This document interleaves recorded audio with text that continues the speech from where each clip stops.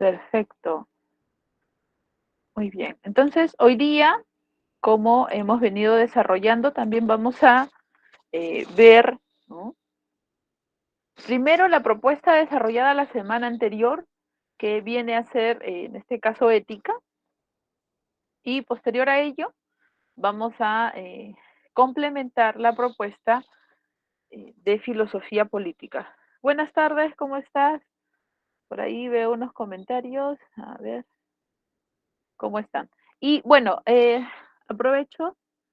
Sí, justamente de la evaluación, por ahí veo, ya. Ujú, claro. Ya.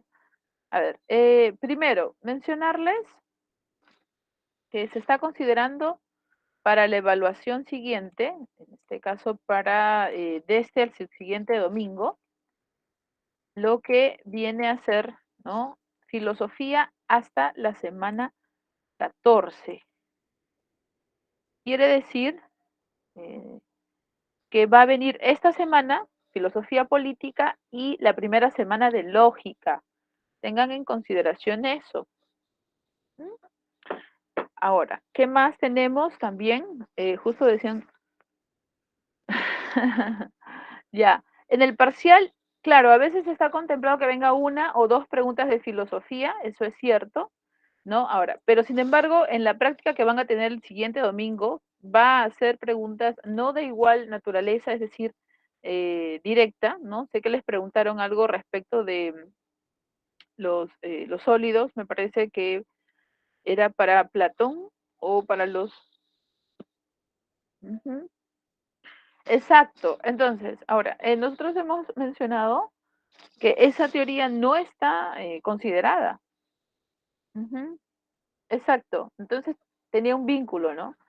Eh, entonces, quizás por eso hayan tenido dudas, es cierto, porque no lo mencionamos directamente respecto de los sólidos, sino damos una mención sobre su mirada armónica, en medida, sobre el mundo. Llegamos a decir que el número 10 era el número perfecto, ¿recuerdan?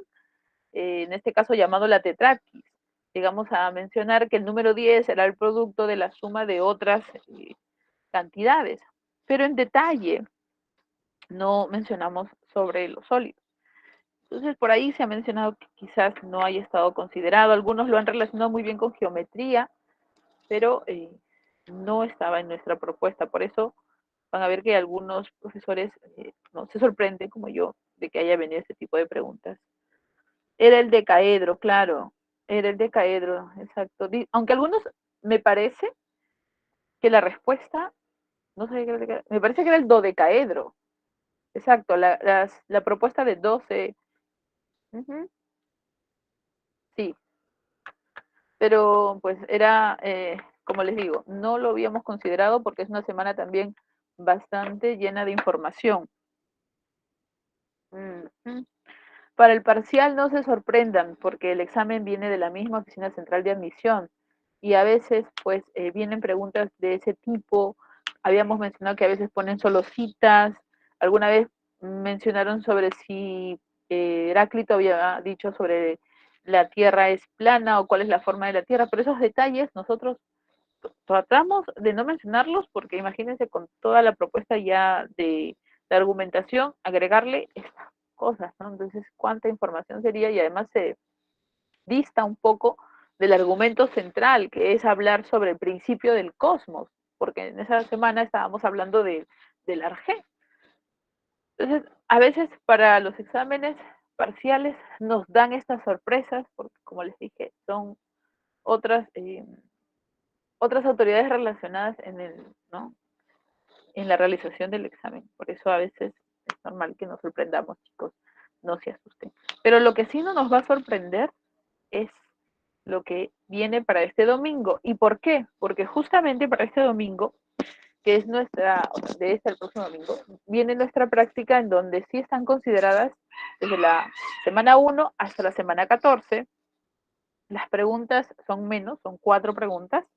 Sí, es que acuérdense que no ha sido evaluado filosofía, o sea, ustedes han sido evaluados de otras eh, ¿no? materias, pero filosofía es la primera vez que se le dedica a una práctica. Entonces es por eso que pues que va a ser más semanas comprometidas.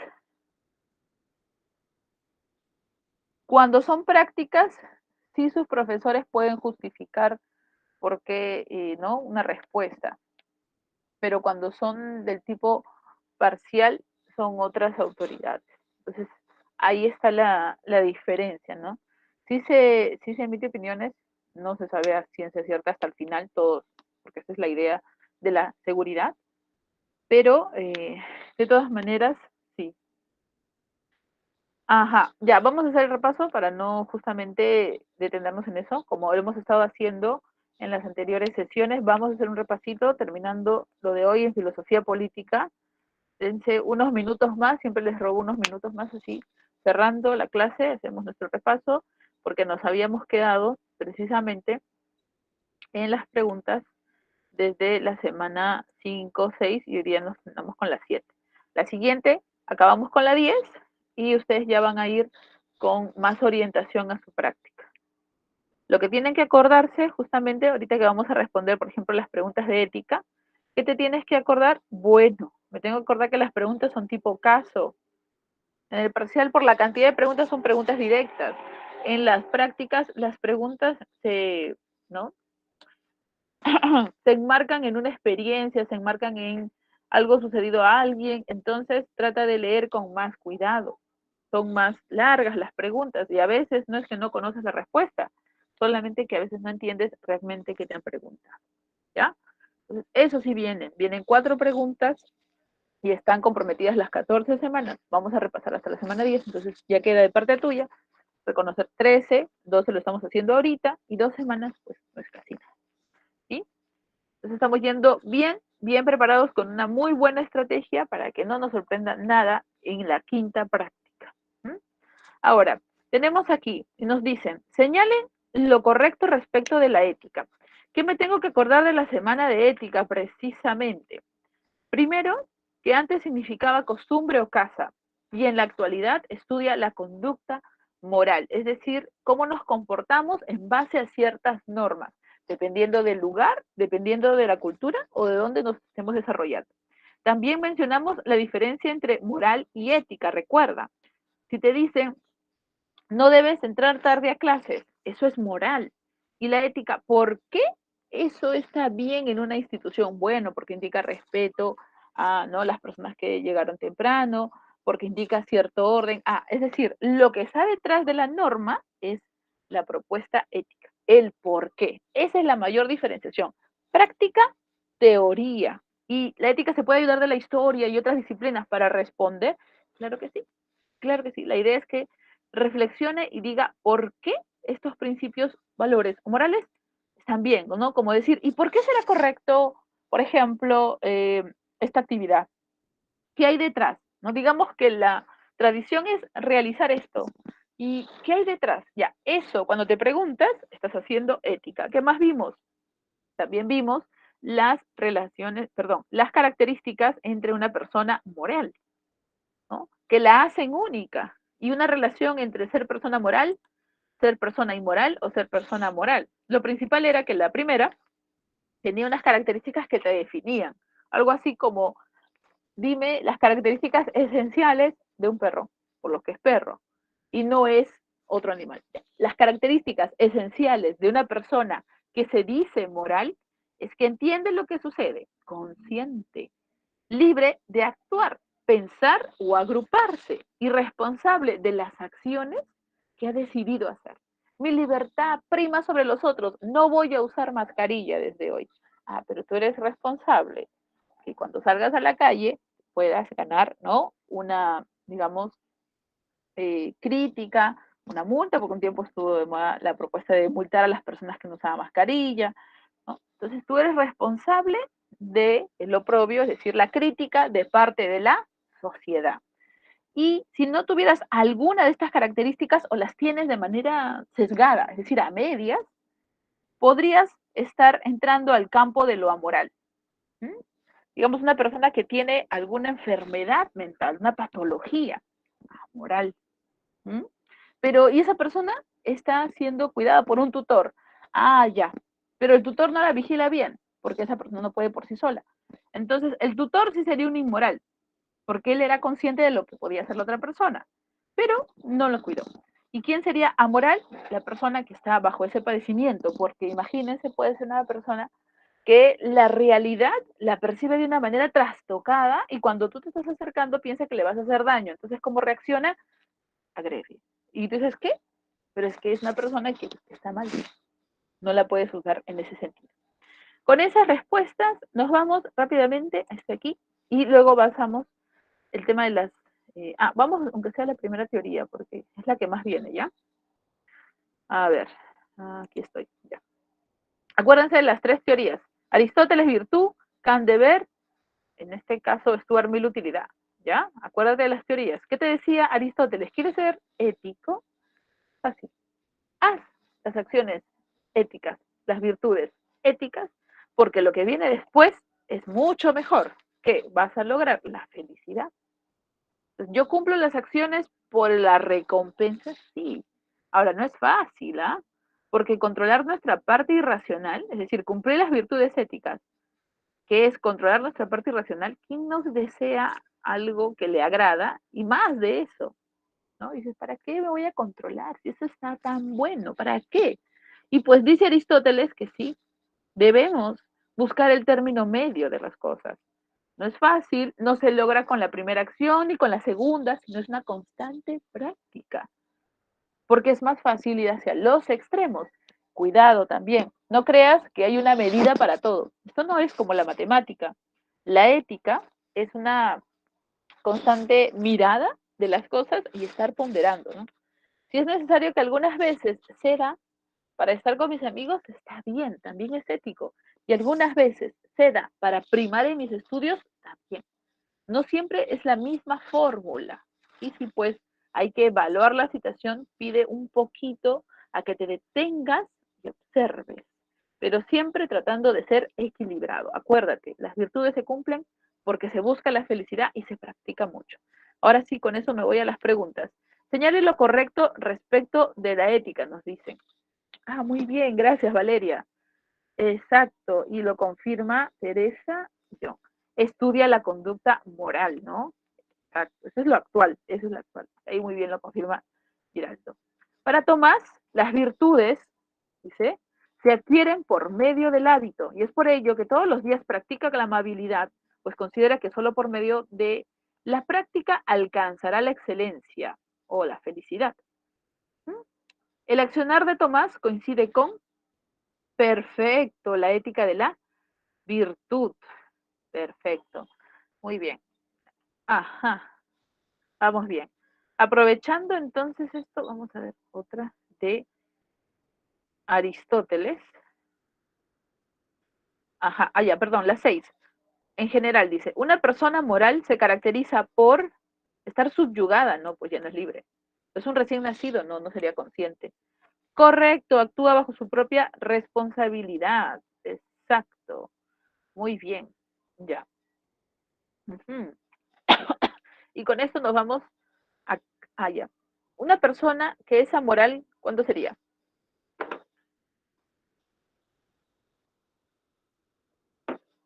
¿Ya? Claro, no es responsable de sus acciones, está en pleno uso de sus facultades, decide libremente. Ajá, no es responsable de sus acciones, es decir, puede tener alguna dificultad, ¿no? No nos dice si no es consciente, sino simplemente que no es responsable porque puede estar teniendo ahí algo que le impide entender qué pasa en una o en otra sociedad. Y aprovecho para terminar la propuesta del repaso, reconociendo la ética del deber de Kant. Acuérdate, se llama deontológica, profesora, qué nombre tan raro, es que deón significa deber. Deón en griego es deber, así como cuando yo digo placer, hedoné, deón es deber. Logos, acuérdate, es estudio, entonces significa el estudio de los deberes. Porque para Kant, la propuesta de Aristóteles es mala, mala, malísima. ¿Cómo vas a hacer una acción por la recompensa? Y eso te hace ser ético. Y encima recibes de recompensa la felicidad. No, no, no, no, no. Para Aristóteles estaba bien, pero para Kant, una acción buena es aquella que se hace de manera racional, no ponderando el término medio, no viendo si gano o pierdo, sino se hace porque reconoces a nivel de tu razón que debes hacerlo, pero pues es que es una persona que no me cae, entonces ahí actúa tu parte irracional. O es una persona que no sé si esa acción nuevamente va, ¿no?, a repercutir en ella y luego ya va a ayudar. Quizás ahí muere la acción, mejor ayudo a alguien que vale la pena. No. Entonces tú estás esperando que las virtudes sean como un círculo que se contagian, un círculo vicioso. Yo ayudo a alguien, él ayuda y todos nos ayudamos y feliz. No. La ética se cumple por el hecho de que como seres racionales sabemos, venimos con esa idea innata de cómo actuar, solo que pues la sociedad no nos ayuda, dice Kant. Es así que diferencia entre la propuesta de dos imperativos, que son mandatos, mandatos que nosotros reconocemos, es decir, formas en cómo nosotros entendemos nuestras conductas. Muchas veces actuamos bajo el mandato de lo irracional. Esa parte se llama imperativo hipotético. Actuamos ayudando a otro, esperando sacar un provecho. Actuamos ayudando a otro, esperando recibir, ¿no?, un elogio. Ah, mira, gracias, sí, yo siempre soy así solidario. Entonces, ese imperativo hipotético es actuar como un medio para alcanzar un fin. Yo ayudo a alguien que me están viendo mis familiares. Ay, qué bien, no ayuda. No, mal. En cambio, el imperativo categórico nos dice que hay que actuar más allá de quién sea la persona, universal, y no hay excepciones. Bueno, malo, justo, injusto, conocido o no, bajo todas condiciones, se les debe tratar como personas. Por eso, los imperativos categóricos son universales y siempre ven a las personas por ellas mismas, más allá de su cultura, más allá de su género. Son personas. Dignidad. Con eso me voy a la pregunta 9. Mariano, miren acá, la pregunta es como un caso de examen. Mariano decide ayudar a una señora que le acaba de pedir una limosna, porque frente a él se encuentran sus menores hijos. ¡Wow! ¡Qué rápido, Jordan! Quienes le observan. Mariano considera que con esta acción podrá enseñar a sus hijos en qué consiste la caridad. Según Kant, esta acción guarda relación con... Exacto, ¿no? Él ayuda porque lo observan y porque quiere enseñar a sus hijos en qué consiste el valor de la caridad. Según Kant, su acción está relacionada con las virtudes éticas, no. Utilitarista, no, porque es el mayor bien. Exacto, con el imperativo hipotético, es decir, ayudó como un medio para lograr otra cosa. No ayudó porque quiso realmente. Muy bien, con eso cerramos el repaso de la semana 12. Les comparto las claves de esa semana y nos vamos a la propuesta de filosofía política. Mucho oído, porque solamente vamos a hacer repaso la otra semana y después, como dicen, tú vas a poder guiarte solo o sola, porque es un tema, es una propuesta que viene en la práctica. ¿Ya? Ahora, ¿qué vamos a hablar de filosofía política? Pues vamos a hablar de 6 autores, no se preocupen, es muy sencillo. Algunos los van a reconocer, van a relacionar a temas que ya han visto. En dos partes vamos a unir estos autores, en la propuesta moderna y en la propuesta contemporánea. ¿Sí? Y vamos a definir también a qué se refiere la filosofía política. Semana 13, entonces, estamos aquí. ¿Y en qué consiste o qué estudia la filosofía política? Si yo digo axiología, estudian los valores. Ah, ya, exacto, muy bien. Ahí ya estábamos haciendo filosofía política, eso lo dice Aristóteles, el zoon politikon. El hombre por naturaleza es político. Y esa misma idea, guárdala, porque la va a decir una autora contemporánea. Siempre hacemos política. Solamente decidiendo qué carrera elegiste, y estás ejerciendo política. Aunque algunos dicen apolíticos, porque estás primando tu decisión sobre otros, ¿no? Yo decidí estudiar porque lo veo como mi plan de vida, porque necesito ganar dinero con esa carrera. Está bien, las justificaciones dependen de cada uno, pero ya tu elección te hace un ser político, que hace valer su voluntad. Y vamos a ver eso con esta filósofa alemana, que dice que eso es un segundo nacimiento para el ser humano. Pero ya. Sí, bueno, de ahí vino, de la interacción entre las personas, de ahí vino el término, pero cómo se realiza, eso ya lo complementa con que toda persona nace para dialogar con otros, es decir, no venimos para vivir solos, sino en comunidad, en grupo, en familia, ¿no? Siempre estamos así. Y a medida que convives con otros, siempre tienes que llegar a acuerdos. Nadie impone todo lo que hacen los otros. Siempre se tiene que llegar a un acuerdo, ¿no? Un acuerdo ideal, un acuerdo a medias, un acuerdo, pues, entendido, ¿no? Obvio, pero siempre hay una especie de acuerdo, porque la convivencia genera eso, ¿no? Y eso lo hemos visto más en pandemia. O díganme que ha sido fácil vivir en pandemia tantas horas, ¿no? Pues hemos tenido que renovar acuerdos, ¿no? Exacto, ya. Eso es política, por ejemplo. A ver, ¿qué nos dice entonces justamente la filosofía política? Y así como el objeto de estudio de otras disciplinas era, como les dije, la axiología, los valores en general, estimaciones en general, buen jugador, mal jugador, ¿no? Qué promoción tan rentable, voy a comprarme eso porque estoy ahorrando. También es una valoración, eso lo estudia la axiología. La ética, más a las conductas reguladas para llevarnos en armonía en una sociedad, ¿no? Está bien hacer eso sin lastimar al otro, correcto, moral y ética, ¿no? Hemos visto, se encuentra dentro de axiología. Pero filosofía política, al contrario, también es una búsqueda de justificar, ¿no? Pero ya no las normas ni los valores, sino cómo interactúan las formas de poder entre las personas, los individuos y las instituciones que lo representan. ¿Cómo se justifica que vivamos en una sociedad que es?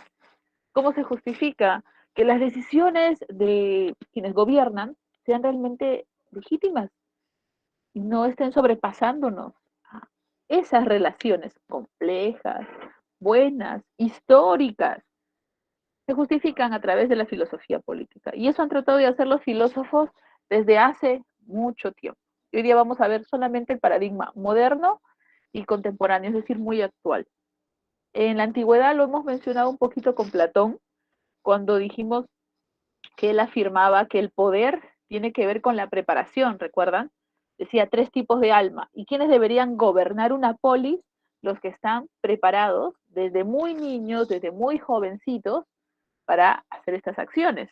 Claro, él decía, bueno, en un momento llega a justificar los filósofos, ¿no? Pero él llega a decir que son los más racionales. Ya ahí estaba haciendo política y estaba justificando el poder con conocimiento. Pero vamos a ver que ahora no siempre es así.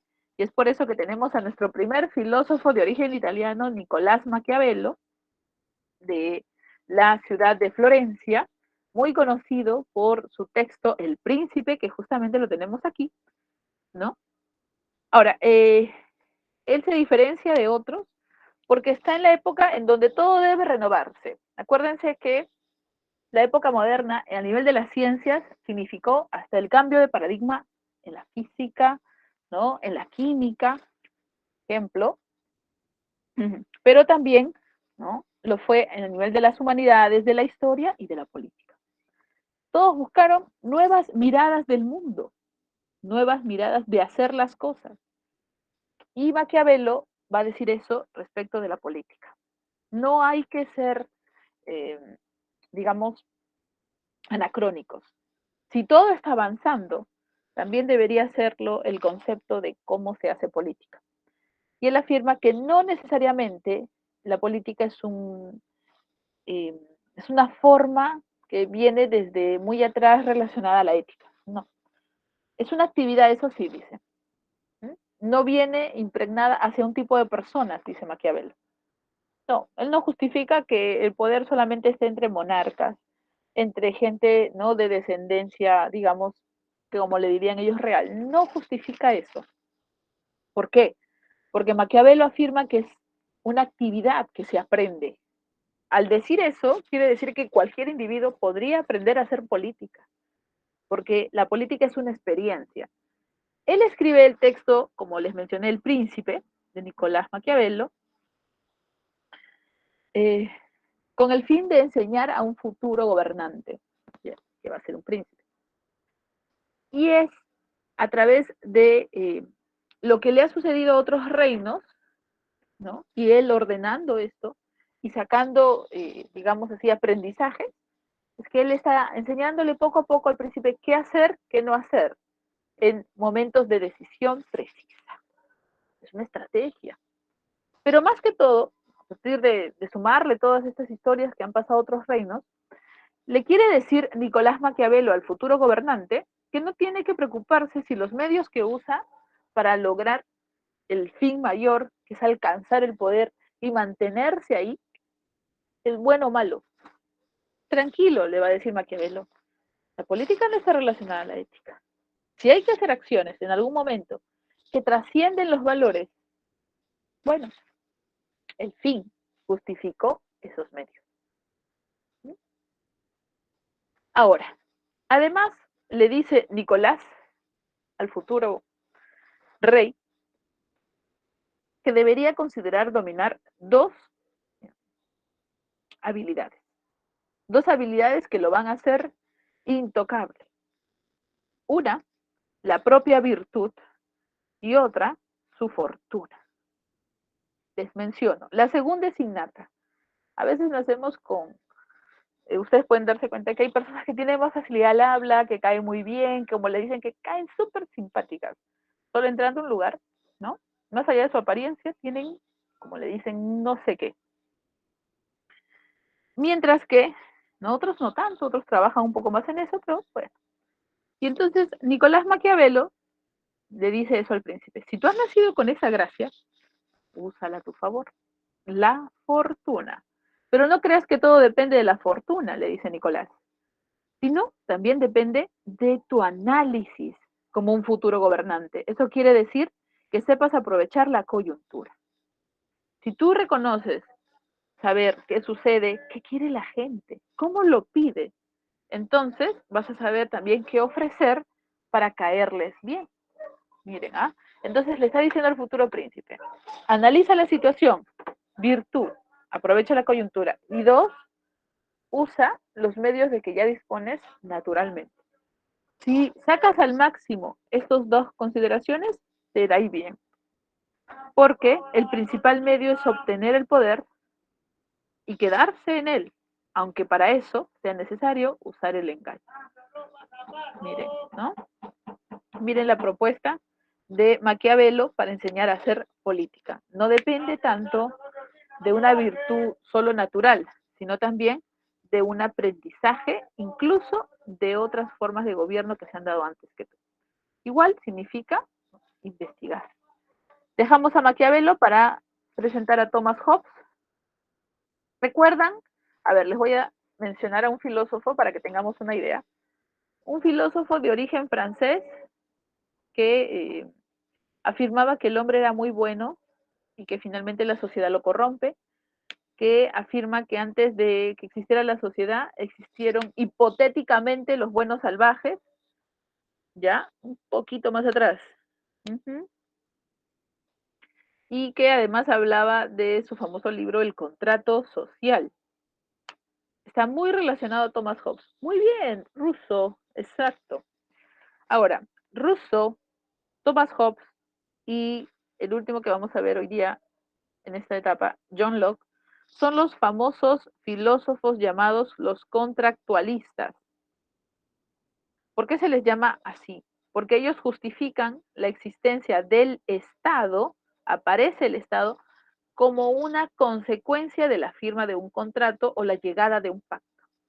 No hay Estado ni sociedad si previamente no hay contrato. Ese es el único requisito, el más grande que hay. Y entonces, ¿qué hubo antes de Estado? Bueno, estuvo un momento del llamado estado de naturaleza. Los tres piensan igual. Mira, qué fácil. Estamos dando ¿no? Un atajo para que los recuerdes más rápido. Entonces, estamos ahorita con Hobbes. Hemos estudiado a Rousseau. ¿Cuál es la diferencia esencial entre estos dos filósofos? Bueno, el primero dice que los seres humanos por naturaleza son nobles, buenos, inocentes, sienten compasión del dolor del otro, mientras que Hobbes no afirma esto. Homo homini lupus, esa es la frase de Thomas Hobbes. ¿Qué significa esto en español? Pues propiamente que el hombre es un lobo para otro hombre. Siempre estamos atentos, de alguna manera, para hacer daño a otro y apropiarnos de lo que es suyo. No se puede confiar en el otro, para nada, dice Hobbes. Somos de tendencia egoísta y violenta. Por eso, antes de que existiera la sociedad, en el famoso hipotético estado de naturaleza, había una lucha de todos contra todos. ¿Cómo vamos a poder vivir en ese estado? Dice Hobbes. Y él dice, hay que llegar a una solución. Es por eso que propone el famoso Leviatán, un poder, ¿no?, que tiene sobre la sociedad e incluso sobre las ideas. Es un poder total. Thomas Hobbes crea este famoso Leviatán o aparición de un estado totalmente dominante porque las personas convivían en el estado de naturaleza con el temor a la muerte y firman un pacto. Es casi, sí, pues, pero es totalmente dominante, ¿no? Es un monstruo bíblico, pero para Hobbes significó el fin del estado de guerra. Se dijo que con él se firmaba este pacto saliendo del temor a perder lo más esencial, que era la vida. ¿Mm? Se renuncia de alguna manera a la violencia, aparece él, pero él mismo puede ejercer la violencia, por eso su amigo dice, es un monstruo. Sí, él mismo puede ser violento, bajo la justificación de tranquilizar a todos. Tampoco es que va a hacerles perder la vida, pero puede ejercer una violencia para ordenar, pero bien dirigida. Tampoco es, imagínense, entonces vas a crear un monstruo para que también te haga daño, ¿no? Sería ilógico. No para mantener las cosas en orden. Y para que sepan que las personas ya no son libres, porque él es quien decide cómo van a ir las cosas. Si necesitaría algo en temas de salud, tranquilo, él se va a encargar de entregarlo todo. Perdiste tu libertad en ese aspecto, pero ganaste seguridad. Por eso, el objetivo de este soberano, porque así se le va a llamar según Hobbes, es mantener la paz y que los individuos ya solo se dediquen a buscar la felicidad porque se les está dando todos los medios, salud, ¿no?, educación, pues comida, se les da lo máximo, se les da todo, ellos vivan tranquilos. ¿No? Pero si es que él se tornase muy violento, existe la posibilidad de retornar al estado de naturaleza, porque habría que retirar al soberano que está atentando contra las vidas. Es una salida. El estado de guerra, claro, es una guerra de todos contra todos, no hay orden, pero se salió gracias a él. Supuestamente Hobbes nos dijo que él los llevaría a la tranquilidad. Sería como un papá que protege a todos. Para eso se firmó el pacto, pero si él se tornase corrupto y malo, se vuelve al estado de naturaleza, ¿no? Por eso se le llama la propuesta de Hobbes absolutista. Y dejando a Hobbes, pasamos al último filósofo moderno, tenemos a John Locke. John Locke afirma, en cambio, que también existió un estado de naturaleza. Acuérdate que los tres afirman que existe estado de naturaleza, igualito. Pero a diferencia de Rousseau o de Hobbes, que están definiendo si el hombre es bueno o malo, todavía no lo saben, en cambio, lo que afirma John Locke propiamente es que el hombre sobre todo tenía derechos. ¿Cuáles eran estos tres derechos? Pues la vida, la propiedad y la libertad. Entonces era lo principal que tenía cualquier individuo. Cualquier individuo tenía estas características. Y es por eso que en el estado de naturaleza todos los hombres disfrutan de sus derechos naturales. Es cierto, tienes vida, puedes apropiarte de algo para alimentarte, ¿no? Puedes pescar, puedes cazar, puedes empezar a practicar un poco la agricultura, va bien. Pero ¿y qué pasa si alguien con mayor tonalidad física te quiere hacer daño y robarte lo que tú estratégicamente pudiste sembrar? ¿Quién te defiende? Nadie, porque no hay leyes, no hay Estado, no hay quien diga, no, porque estás haciendo eso, es injusto. Y entonces, por eso John Locke dice, en el estado de naturaleza sí había derechos, lo malo era que muchos lo interpretaban a su manera y terminaban haciendo daño a otros. Entonces, ¿qué hacemos? Pues lo mejor, dice John Locke, y su propuesta liberalista es que sí debemos agruparnos en sociedad. Sí está bien formar un orden. Por eso dice, los individuos deciden organizarse solo con el fin de defender sus derechos para que no los interpreten todos como más quieran. Pero no se crea un soberano, no hay un rey después del contrato del pacto, sino se abre la apertura de una sociedad civil, es decir, un orden. Ahora, dentro de esta sociedad, ¿será necesario un gobernante? Sí, sí va a haber un gobernante, pero se le dice gobernante representante, nunca por encima de la sociedad. Ahí está la diferencia, ¿vieron? Con Hobbes era totalmente dominante, absolutista. Tú acuérdate que puedes perder la vida, créeme. Con John Locke no es así. Es un representante y por tanto sabe que los derechos de las personas son lo esencial. Y así también afirma John Locke que la función de este representante gobernante nunca va a ser atentar contra los derechos. ¿Por qué? Porque muy astutos los individuos, en caso de que este, ¿no?, representante se torne corrupto, también tienen una salida. ¿Cuál es? Se ganó un cuarto derecho. El cuarto derecho, al unirse en sociedad, significó el derecho a la rebelión, que es una escapatoria en el caso de que los gobernantes impongan su decisión sobre el bienestar de la mayoría. No, yo sé lo que ustedes necesitan, por eso yo voy a ordenar todas las cosas. Los individuos tienen sus derechos, tienen su libertad. Tampoco es que son unos niños que hay que dirigirlos en todo. La política, dice John Locke, y no está negando la propuesta de que es un aprendizaje, es una estrategia. No es solamente permitida para algunos. Entonces, por eso el gobernante nunca debe sentirse por encima, sino coordinante con la sociedad. Y es por eso esta propuesta, como que un término medio entre los dos extremos, ¿no?, de Hobbes y Rousseau, John Locke. Acabamos con la propuesta moderna y nos vamos con la propuesta contemporánea de inmediato. El tiempo va a ser bueno con nosotros. A ver, tenemos aquí a la filósofa de origen alemán llamada Hannah Arendt. Hace un momento su compañero había mencionado, el hombre es un zoón politicón. Siempre, ¿no? Desde que está en sociedad, en la polis, hace política. Sí, sí es cierto. Arendt es esta filósofa que se ha nutrido de investigar a los griegos antiguos para tratar de saber qué es hacer política. Y ha llegado a conclusiones sobre cómo ellos realizaban sus acciones políticas. Y dice así, solo aparece política como una actividad, miren, lo mismo que dice Maquiavelo, ¿ah?, igualito. No es un concepto, no hay que aprenderlo, sino es una actividad que se hace en el día a día. Y nace sobre todo cuando hay diálogo, miren qué sencillo. Que hacer política es entrar en un diálogo, en un debate, sí, pero más que todo, este diálogo tiene que lograr acuerdos.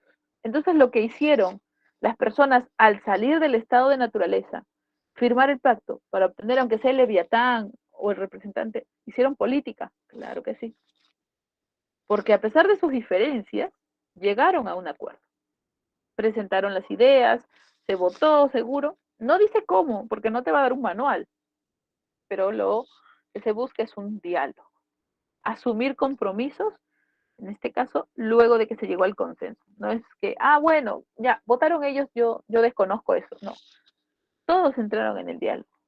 Eso, dice Arendt, es hacer política. Y por eso afirma, el poder se justifica y aparece cuando se llegó a ese acuerdo. Es decir, los individuos tuvieron poder al formar al Leviatán, claro, porque todos llegaron a un acuerdo. Si es que ellos no hubieran llegado a pensar eso, ese Leviatán nunca hubiera existido. Los individuos tienen poder cuando eligen a su representante, claro. El representante es solo la consecuencia de lo que ellos en conjunto pensaron. El poder se legitima, es decir, se hace verdadero, cuando, precisamente, viene del compromiso de la comunidad. Y eso quiere decir que también habrá poder ilegítimo. Si hay legítimo, hay ilegítimo, claro que sí. El poder se hace ilegítimo o desaparece cuando entra la violencia. Si una parte de la comunidad o polis quiere imponerse sobre la otra, afirmando que tienen los mejores acuerdos, más allá del diálogo, entonces ya no es política, ya no es poder, simplemente es violencia, simplemente es imposición de fuerza, dice Ari. Es más difícil la comunicación, la acción coordinada, los consensos. Por eso se convierte eso en poder. Pero cuando uno se impone, desaparece y finalmente solamente entra la violencia. Eso para ella es hacer política, como les dije, basada en la propuesta griega. Pasamos, ya está, algunos ejemplos de lo que ella sería hacer política, ¿no? Un diálogo, un acuerdo, sea en la antigüedad o sea contemporáneo. Pasamos al penúltimo filósofo de hoy, Jürgen Habermas. Este filósofo va a parecerse un poquito a la propuesta anterior. Miren, estoy relacionando para que ustedes vean más o menos que en realidad no son tan complejos, tan diferentes. Él, también de origen alemán, va a acercarse más al tema de la democracia. Ya no va a acercarse a cómo es el poder o cómo nació la sociedad, sino va a hablarte de cómo sería realmente una democracia. Porque a veces unos dicen, somos democráticos, otros dicen, no, hay una tendencia a la imposición. Ya, él te va a decir cómo debería ser una democracia, te va a explicar qué debería tener, qué requisito es esencial para llamarse democracia. No sé si sabes, pero demo significa pueblo. Claro, en realidad ellos están fascinados con las obras griegas. Ellos desde ahí se han nutrido para dar sus teorías actuales.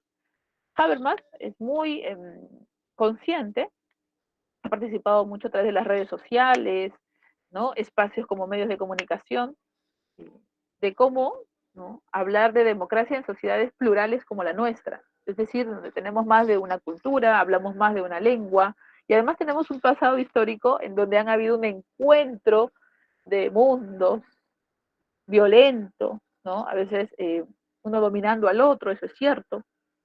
Entonces, trata de mencionar esto, ¿no? Y por eso es que está tan interesado en el tema de la democracia.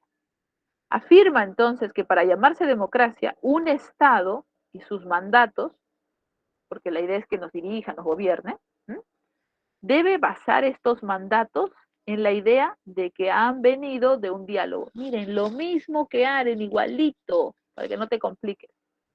Entonces, digamos así, que los mandatos del Estado se hacen legítimos cuando hubo un diálogo entre las comunidades, entre el país, entre los distritos, sí. Solo son legítimos si nació de ese diálogo. Entonces el Estado se vuelve como un representante nada más. 5 acciones, cuidado. Yo trato de engañar ¿no?, a parte del distrito para que me elijan a mí y les prometo algo. Cuidado, ahí también se está perdiendo la democracia. 5 acciones. ¿M? Y tampoco sin exclusiones. ¿Por qué? Porque si no, no estarían todos participando de un verdadero diálogo. Si solo dialogan 4 o 5, ya no es un diálogo. Tienen que ser, ¿no?, la mayoría o todos los involucrados.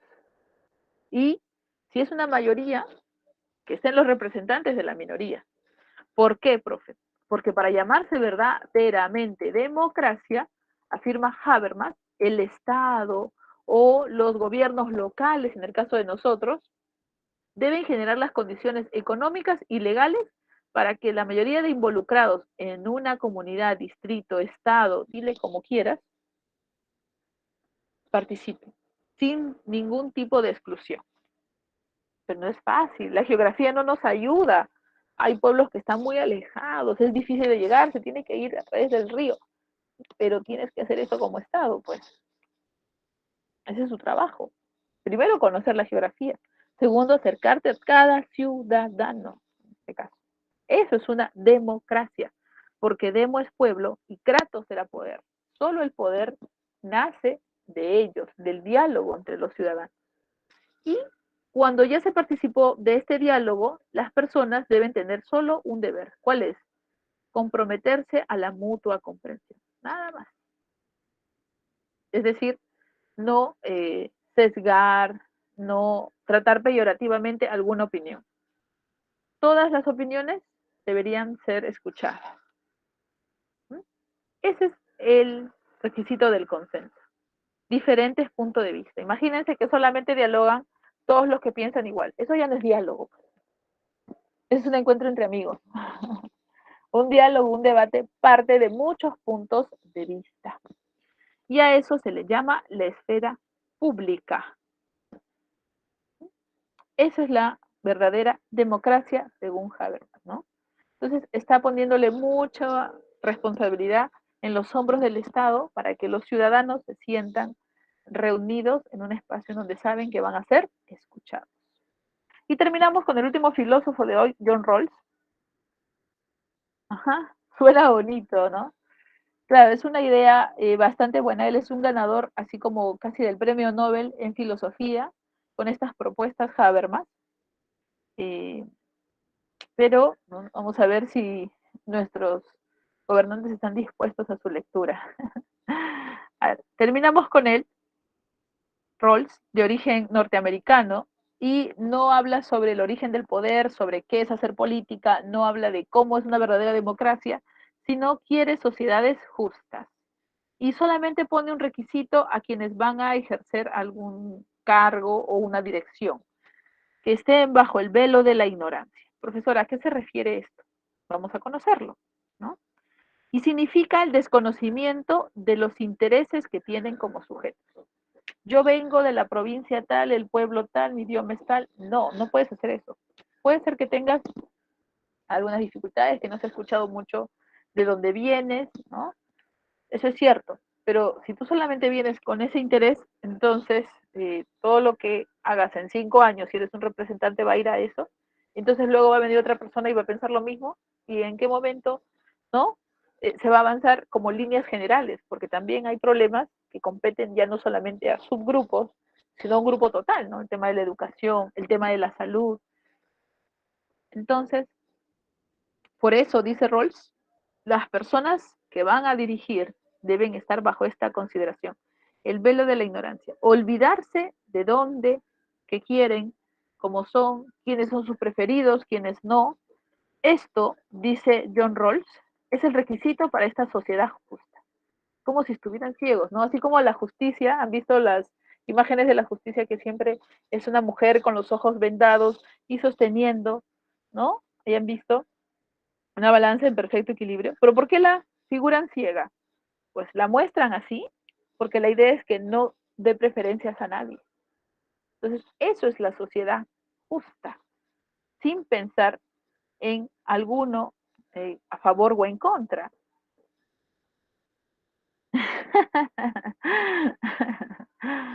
Algo así, exacto, ¿no? Llevándolo al término actual, claro que sí.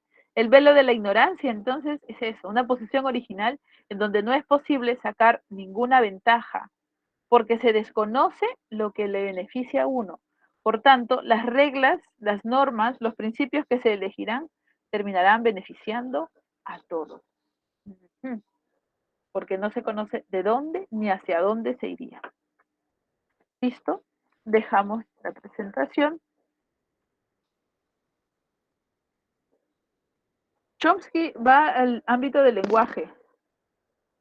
Sí, hace incluso una crítica de la propuesta conductista para el aprendizaje del tema del lenguaje. Ellos, por ejemplo, hablan junto con el neoconductismo, se me ha olvidado, de Skinner, sobre el aprendizaje a través de los estímulos de la negación, la repetición, la privación, ¿no?